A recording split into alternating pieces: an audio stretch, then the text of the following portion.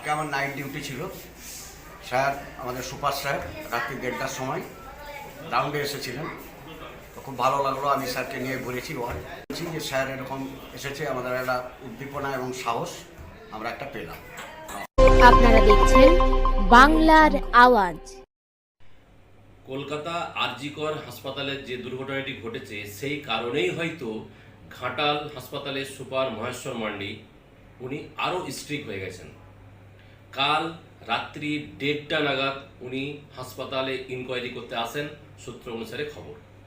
উনি রাত 1:30টার সময় নিজে বেরিয়েছেন হাসপাতালের পরিস্থিতি কি, সিকিউরিটি গার্ড কি পরিস্থিতিতে আছে, হাসপাতালের বাকি স্টাফরা কিভাবে ডিউটি করছে, রাতে মানুষ পরিষেবা কীরকম পাচ্ছে, সমস্তটাই উনি তদন্ত করে যান।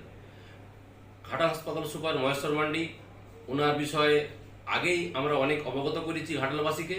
উনি কতটা স্ট্রিক্ট সেটা কালকে রাত্রে আরও পরিষ্কার হয়ে গেল যে ঘাটাল হাসপাতালে যেন কোনো সেরকম দুর্ঘটনা না ঘটে, সেই কারণে উনি নিজে তদন্ততে বেরিয়েছিলেন এবং নিজে সব কিছু দেখে গেলেন। ঘাটাল হাসপাতালে এই রাত্রি 1:30টার সময় সুপার নিজে এসে তদন্ত আগেও করেছে, কিন্তু এবারে তদন্তটা অন্যরকম।